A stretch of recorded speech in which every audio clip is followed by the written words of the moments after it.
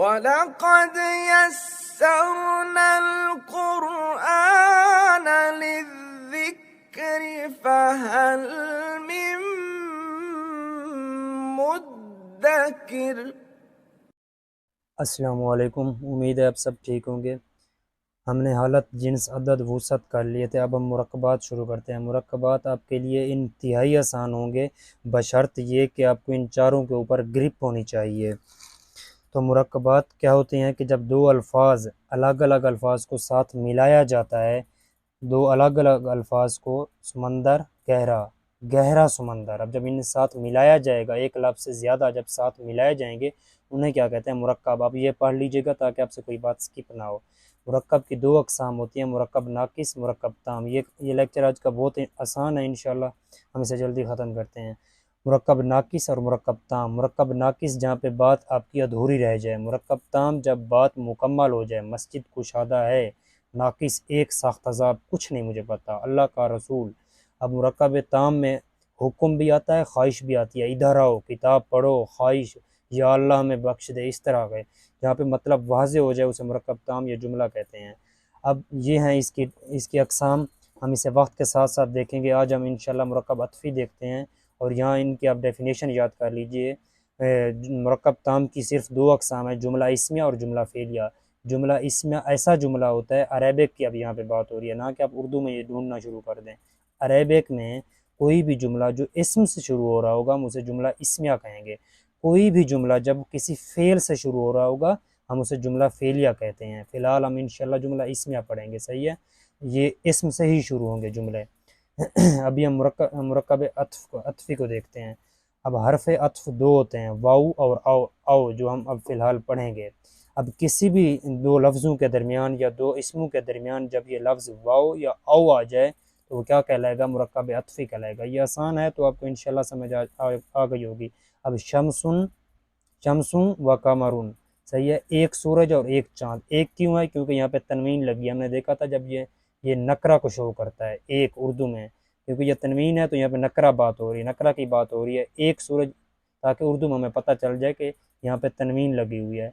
शमसुन व कमरुन, एक सूरज और एक चाँद। दारुन और मस्जिदुन, एक घर या एक मस्जिद। दरमियान में वाह होगा, लफ्ज़ों के दरमियान में मुख्तसर, वो क्या होगा? मुरक्कब अत्फ़ी। अब यरमलून क्या कहता है कि कोई भी लफ्ज़ जब इनमें से किसी भी लफ्ज़ से शुरू हो रहा हो, ये रे मीम लाम वाव नून, इनमें से किसी भी लफ्ज़ से शुरू हो रहा हो, तो ये देखिए यहाँ पे आप एग्जांपल से देख लीजिए। कोई भी लफ्ज़ यहाँ पे देखिए। अब काफ क्या है? यरमलून में से नहीं है, लिहाजा मैं इसलिए डायरेक्ट इस पे आया हूँ।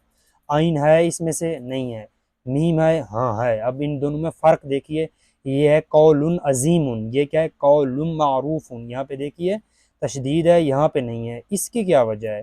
इसकी वजह यह है जब कोई भी लफ्ज़ इनमें से किसी भी लफ्ज़ से शुरू होगा, और एक और शर्त क्या है? एक है इस लफ्ज़ से शुरू होना सिर्फ, और उसके पीछे तनवीन हो या नून साकिन हो, तो या नून साकिन हो या तनवीन हो, तो हम उसे आगे मिलाकर पढ़ेंगे। देखिए यहाँ पे तनवीन है, पीछे इसके मीम है, हाँ जी यहाँ पे मीम है, और इसके पीछे तनवीन है, हाँ जी है। कौलुम मारूफुन, मारूफुन। यहाँ पे देखिए आइन है इसमें? नहीं है। काफ है इसमें? नहीं है। जैसे इसे हमने क्या पढ़ा? कौलुन अजीमुन। सही है। मुख्तसर ये कि ये इन अल्फाज से जो भी शुरू होगा और पीछे तनवीन या नून साकिन हो, तो मिला के पढ़ेंगे। अब हमज़तुल वस्ल क्या है? हमज़तुल वस्ल वो है कि हम अल को अकेला नहीं लिख सकते। अब इसका क्या मतलब है? मतलब अगर इसके पीछे कोई लफ्ज़ होगा तो हम उसे लाजमन इसके साथ मिलाएंगे।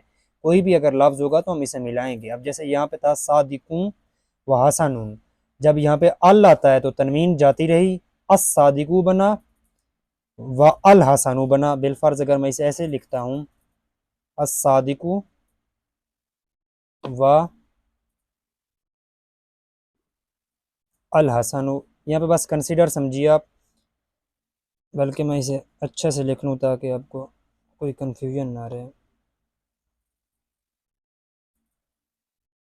अब इन दोनों के ऊपर समझाने का मकसद ये था, अलग अलग अल आएगा और यहाँ पे वाह आएगा, अस-सादिकु व अल हसनु।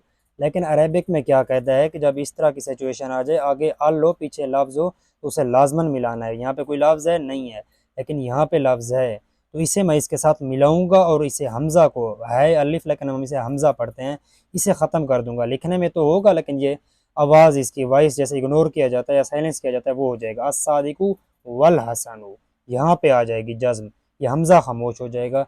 सही है। जब ये खामोश होता है हमज़ा या अलिफ में, हम उसे क्या कहते हैं, हमज़ातुल वस्ल भी कहते हैं। टाइम ख़त्म हो गया, हम जल्दी से अपना आखिरी रूल देखते हैं। या आप यहाँ पे पढ़ लीजिएगा, ये भी अब इब्नुन है या इमरातुन, इनके भी जो अलिफ हैं ये खामोश हो जाते हैं जब कोई पीछे लफ्ज़ आता है तो। सही है। अब यहाँ ये पढ़ लीजिएगा ताकि आपको सही समझ आ जाए। मुख्तसर अब इसकी बात यह है कि अल के पीछे जब कोई भी लफ्ज़ आता है तो हम उसे अल को लाजमन उसके साथ आगे मिलाते हैं। अब जब साकिन हर्फ को आगे मिलाते हैं तो उसकी क्या शर्त है। अब हमने यहाँ पे देखा था जब अल के पीछे कोई लफ्ज़ आता है तो हम उसे मिलाते हैं। यहाँ पे क्या था, यहाँ पे ये था कि अपना अस्सादिकु वल हसनु, यहाँ पे हमने देखा था वाह के ऊपर ज़बर थी, बेलफर्ज कोई ऐसा लफ्ज़ है यहाँ पे जज्म हो, फिर आप इसे कैसे मिलाएंगे। अब यहाँ पे उसके लिए कायदा है कि अगर कोई लफ्ज़ साकिन हो उसको हम कैसे मिलाएंगे, सादिकुन औ काजिबुन। यहाँ पे तो वो उसे मिलाने से रहा क्योंकि यहाँ पे अल नहीं है, लेकिन यहाँ पे अस्सादिकु अविल काजिबु, जब यहाँ पे जज्म होगी क्योंकि यहाँ पे देखिए जज्म थी, अब जब अल आई तो एक्चुअली ये है, लेकिन कायदा क्या कहता है, एक्चुअली ये है अस्सादिकु औ अल काजिबु, लेकिन कायदा क्या कहता है जब अल आ जाए तो पिछले लफ्ज़ से मिलाना होता है। पिछला लफ्ज़ जब है ही जज्म के साथ फिर कैसे मिलाऊंगा, तो फिर ये यहाँ पे रूल है कि जब साकिन को हरकत देते हैं, हमारे उस्ताद सब कहते थे अस्साकिनु इज़ा हुर्रिका बिल कसरती, जब साकिन को हरकत देते हैं तो कसरा से हरकत देते हैं। सही है। अस्सादिकु अविल काजिबु, इसके नीचे ज़ेर आ जाएगी और यहाँ पे हमज़ातुल वस्ल ख़त्म हो जाएगा, अविल काजिबु बन जाएगा। सही हो गया। अब यहाँ पे देख लीजिएगा, ये आसान बातें लिखी हुई है ताकि आपके समझ में आ जाए। और यहाँ पे क्या है कि इसका इस्तिस्ना क्या है, मिनल मस्जिदी, जब हम यहाँ पे मिनल को मिलाते हैं तो वहाँ पे क्या हो रहा था, अविल ज़ेर आ रही थी, अविल काजिबु, यहाँ पे ज़बर आ रही है, मिनल मस्जिदी। तो यहाँ पे एक ये इसका इस्तिस्ना है, आप इसे याद रखिएगा। अब हम कुछ अल्फाज देख लेते हैं ताकि आपके ज़ख़ीरा अल्फाज में इजाफ़ा हो, और ये भी मश्क अब इसका अरबी में तर्जुमा करना है। सही है। ऊपर वाले का उर्दू में था। अपना रूल्स लाजमी याद रखने हैं, और यहाँ पे इनको आपने देख लेना, ये है कुरानी एग्जांपल, कुरान में जो आई हैं। आपको कोई भी रूल समझ ना आ रहा हो, फ़िलहाल आपने मानी की टेंशन नहीं लेनी, क्योंकि यहाँ पे कुछ मानी ऐसे आएंगे जिसका आपको फ़िलहाल आइडिया नहीं है, तो अपने मानी का भी फिक्र नहीं लेनी आपको। आपने ये देखना क्या ये कायदा जो इस्तेमाल हो रहा है यहाँ पे आपको समझ आ रहा है। यहाँ पे सूरत अहज़ाब की बड़ी पढ़ी जाने वाली आयत, इसे भी आप देख लीजिएगा कि आपको कायदा समझ आ रहा है, वीडियो पॉज करके या वहाँ से बुक से डाउनलोड करके। शुक्रिया, अल्लाह हाफिज़, और लाजमी मुझे सबमिट कराइएगा ताकि आपकी कोई गलती ना रहे।